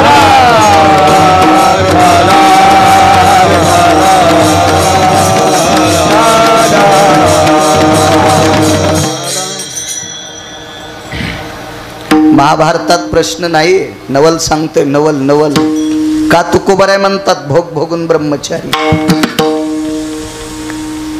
भानुमती इतकी सुंदर महाभारतात एकही स्त्री नव्हती. एकही स्त्री नव्हती. एकही स्त्री नव्हती. वाक्य नीट ऐका. नवल केवढे केवढे सांगतोय. भानुमती सारखी सुंदर महाभारतात द्रौपदी पण नव्हती सुंदर.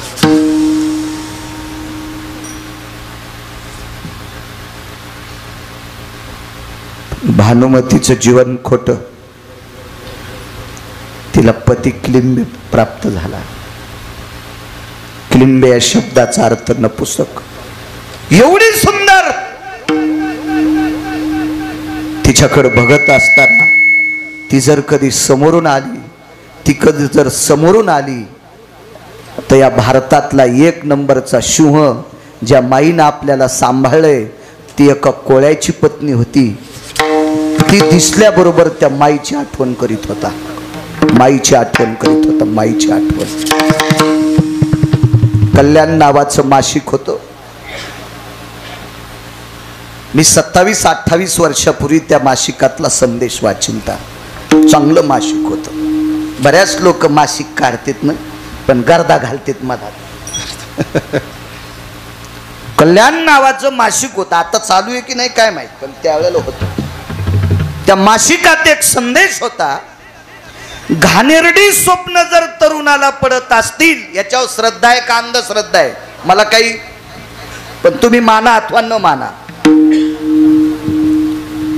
घाणेरडी स्वप्न जर तारुण्य अवस्थेत पडत असतील तर रात्री झोपताना उशीवर बोटानं आपल्या आईचं नाव लिहायचं. पेननं नाही, पेन्सिलनं नाही, खडूनं नाही, काय नाही. बोलताना आपल्या आईचं नाव असेल सावित्री, सावित्री असं उशीवर नुसतं लिहायचं आणि ती उशाला उशी घ्यायची आणि झोपताना एक तुळशीचं पान गुळणा करून पाय धुवून तोंडात टाकायचं.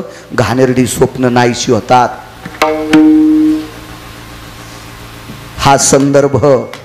हा संदर्भ भारतातल्या 1 नंबरच्या सिंहाने कर्णाने अंतकरणात घेतला असेल. भानुमती सारखी सुंदर स्त्री महाभारतात कोणती नाही. आणि तिच्याकडे बघितल्याच्या नंतर आपल्याला कळतंय ती क्लिंबे पतीची पत्नी आहे. पण मी पुरुषार्थी आहे पण नकोय. आपण वृषालीचा पती आहे.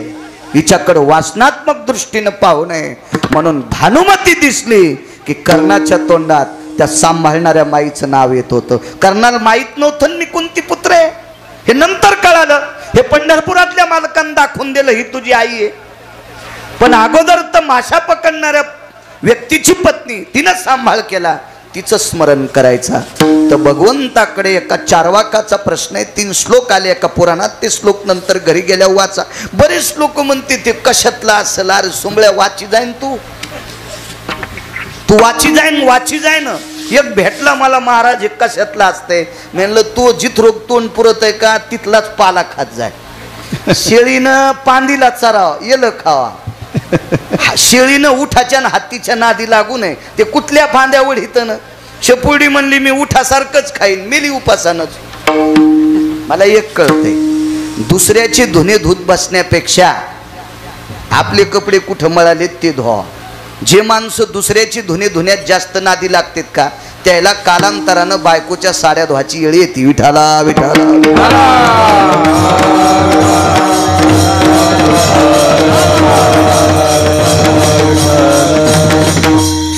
चारवाकानी 4 प्रश्न जगाच्या मालकाला केले. त्याच्यातला एक प्रश्न सांगतो. जगदानंद कंद जगतपतीला प्रश्न केला. भगवान द्वारकाधीश कृष्ण परमात्मा 16,108 पत्न्यात बलशाली आहात, शक्तिशाली आहात, सर्वज्ञ आहात, विश्वाचे मालक आहात. तुमच्या सत्तेनं विश्वातल्या प्रत्येक गोष्टी चालतात. एका पक्षातली वारकरी माणसं तुम्हाला आवडतात, त्यांना पांडव म्हणतात.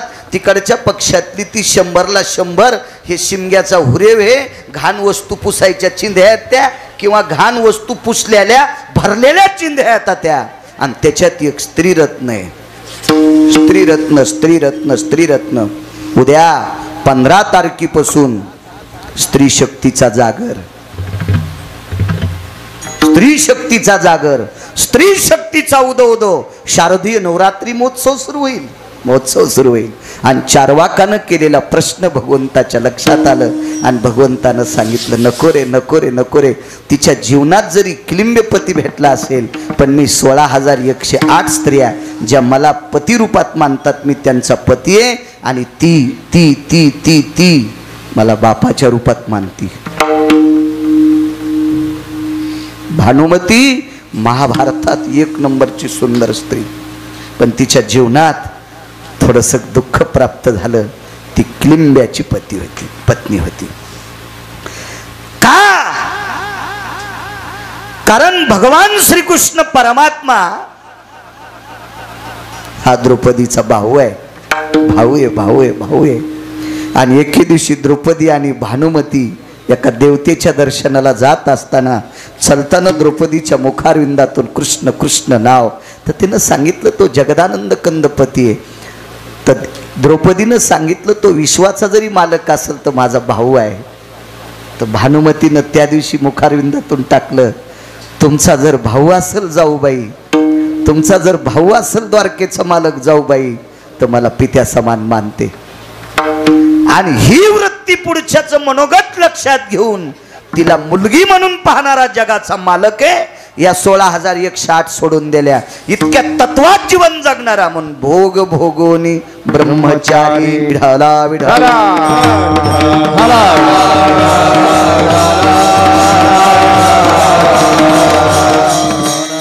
काय काय नवल केले, 1-2 नवल तुमच्या पुढे मान